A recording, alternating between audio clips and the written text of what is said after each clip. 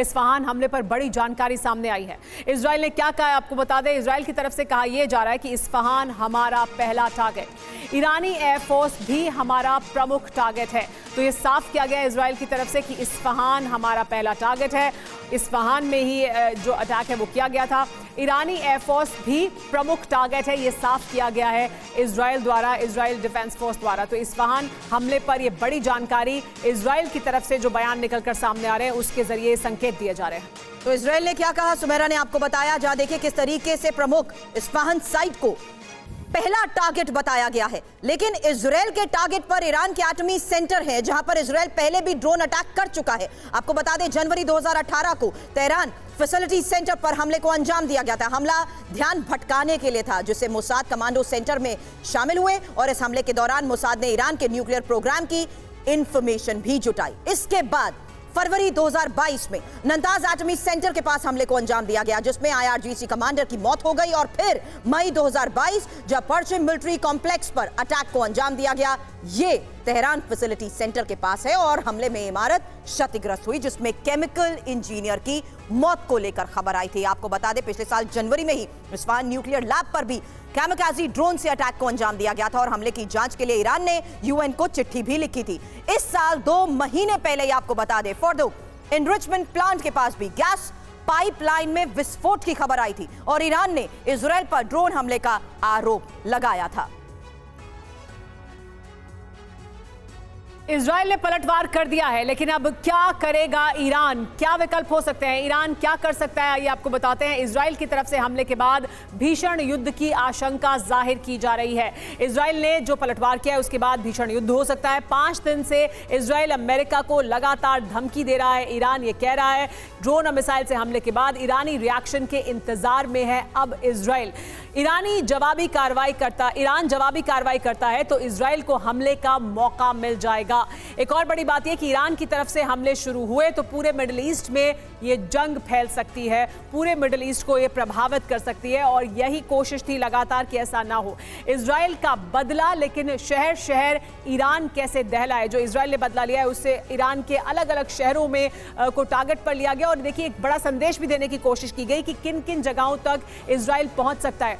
9 शहरों पर भीषण प्रहार किया गया है, मिसाइल और ड्रोन से अटैक किया गया है। हमारे साथ सभी मेहमान बने हुए हैं। अश्विनी सिवाज जी, ये सवाल भी उठ रहा है कि ये जो अलग अलग टारगेट्स थे, 9 जगह पर टारगेट किया गया और ये ईरान के भीतर, ईरान के काफी अंदर जाकर अटैक किया गया है, ड्रोन का इस्तेमाल किया गया, तो कहां से ये लॉन्च किया गया, कैसे ये अटैक किया गया है, क्या ये प्लान था, अगर आप उसके बारे में भी हमें कुछ जानकारी दे पाएं। देखो सुमेरा, सच्चाई ये है कि ये जो भी अटैक हुए हैं ये न्यूक्लियर फैसिलिटी के नज़दीक हुए हैं, पर न्यूक्लियर फैसिलिटी पे नहीं हुए।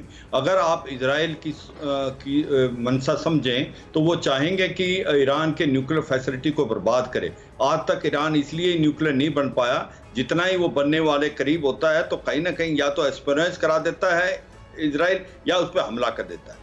मगर अभी उसका एम ये नहीं था। कहीं ना कहीं ऐसा लगता है जिस प्रकार से बातचीत हो रही है, फिक्स मैच है, ये डोमेस्टिक कॉन्स्टिट्यूंसी के लिए इजराइल ने अटैक किए हैं और एक प्रकार से ये दिखा दिया कि ईरान पे जहां चाहे हम अटैक कर सकते हैं और उधर से ईरान अपने डोमेस्टिक कॉन्स्टिट्यूंसी को ये बता रहा है कि हमने जितने भी हमला किए थे वो सारे नाकारा कर दिए।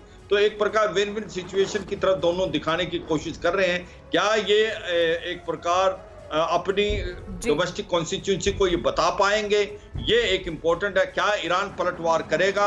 अगर ईरान पलटवार करता है जिसमें इजराइल, फिर तो इजराइल पक्का बहुत बड़ा हमला कर सकता है। मगर अभी के लिए ऐसा लगता है अमेरिका ने बैक चैनल डिप्लोमेसी से एक गेम खेला है, वो कि ईरान के हमले के बाद इजराइल के पास कोई चॉइस नहीं थी, उसने उसको जवाब देना था, जवाब दिया है। मगर ईरान ये क्लेम करेगा उसके ऊपर ज्यादा नुकसान नहीं हुआ, इजराइल ये क्लेम करेगा कि हमने काफी हद तक उसके ऊपर डैमेज किया। तो बिल्कुल, लेकिन इस बीच एक और बड़ी खबर है, शिवाज सर रोकना चाहूंगी क्योंकि इजराइल को ईरानी हमले की आशंका। एक बड़ी खबर यह कि इजराइल ने डिफेंस सिस्टम एक्टिव किए और Israeli defence unit high alert पर भी बताई गई।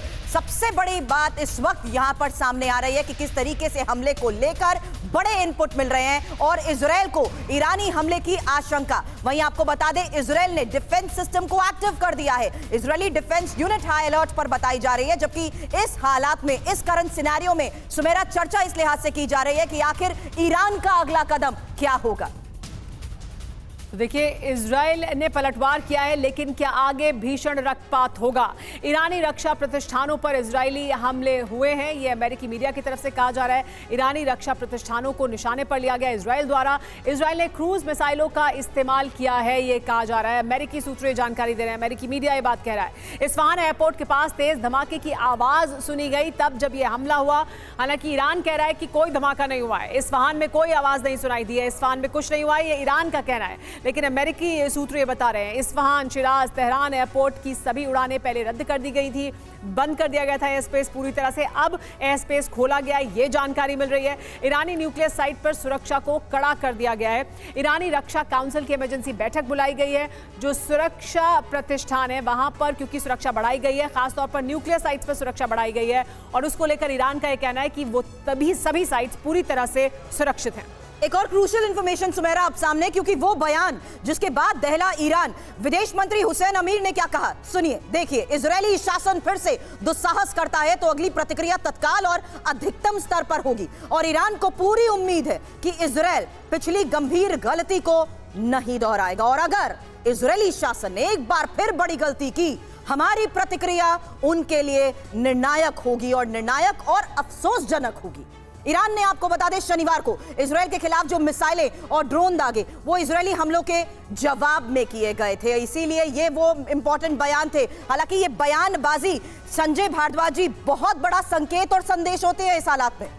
देखिए, मैं थोड़ा डिफर कर रहा हूँ। मुझे लगता नहीं ये फिक्स मैच है, क्योंकि प्रॉक्सीज का क्या होगा, हुती आप लेबनान से जो भी अटैक हो रहे हैं, मुझे लग रहा है 3 स्ट्रेटजी पे काम हो रहा है। पहला, ईरान का जो एक डाउन प्ले स्ट्रेटजी है कि इस बात को दिखाओ भी मत कि हम पे अटैक हुआ या हमारे किसी ठिकाने पे अटैक करने का प्रयास किया गया। लेकिन दोनों कंट्री, इजराइल और ईरान, दोनों कंट्री 2 स्ट्रेटजी पे काम कर रहे हैं। एक डिटरेंस बाय पनिशमेंट कि आप हम पे हमला करेंगे, हम आप पे हमला करेंगे, और दोनों इस स्ट्रेटजी को कायम किए हुए हैं। दूसरा, डिनाइल स्ट्रेटजी की जो हमारे बेसिस हैं उनको हम अपना डिफेंस सिस्टम अलर्ट करके हर तरीके के जो अटैक है, चाहे न्यूक्लियर सेटअप पे अटैक हो या बाकी हमारे मिलिट्री सेटअप पे, उनको हम डिनाई करेंगे, उनको हम रोकने का प्रयास करेंगे। तो मुझे लगता है ये तीनों स्ट्रेटजी पे ईरान और इजराइल दोनों काम कर रहे हैं। निश्चित रूप से अमेरिका के लिए फिक्स मैच हो सकता है, लेकिन प्रॉक्सीज जो नियमित रूप से इजराइल को अटैक कर रहा है, उनका हिजबुल्लाह है, हुती है,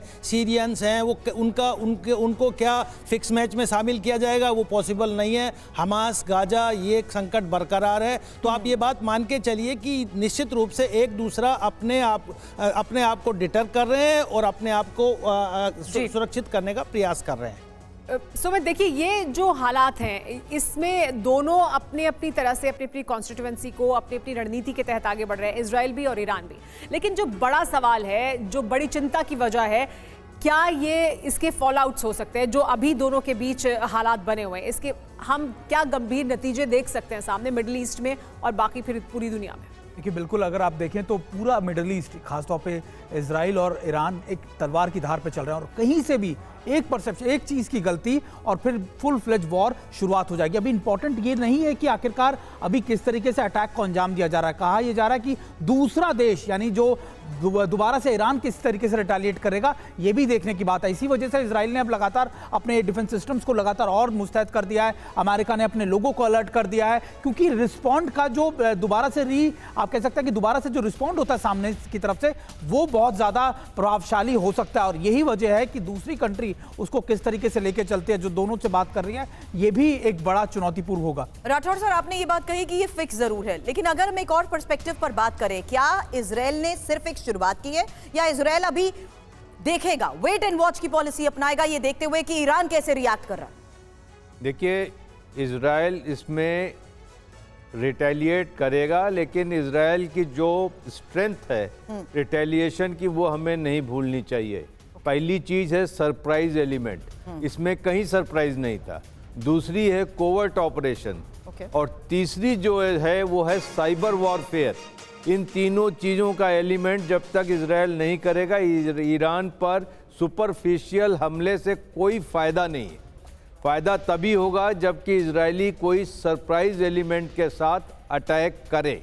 और दूसरी बात जो आप कह रहे थे कि क्या स्पिन ऑफ है यहाँ पर सीरियस स्पिन ऑफ ये है कि अगर ईरान इसमें जीतता है तो मुस्लिम वर्ल्ड की लीडरशिप ईरान के पक्ष में धीरे धीरे शिफ्ट हो रही है। वो अमेरिका के लिए अच्छी खबर नहीं है। अभी तक सुन्नी लीडरशिप को मैनेज कर रहे थे। ईरान एक अमेरिका के लिए रोग स्टेट है और वो स्टेट आज कल चीन और रूस के पूरे पाले में है। अगर मिडिल ईस्ट की लीडरशिप ईरान को आ जाती है इस कॉन्फ्लिक्ट से, तो ये मिडिल ईस्ट से अमेरिका और ये पूरी तरह से हालात को बदल देगा। जो मुस्लिम वर्ल्ड की लीडरशिप है वो हासिल करने की कोशिश लंबे समय से ईरान करता रहा है। पाकिस्तान के साथ भी संबंधों को और बेहतर बनाने की कोशिश हो रही है। उसके लिए भी एक विजिट थी जो हाल ही में हुई है।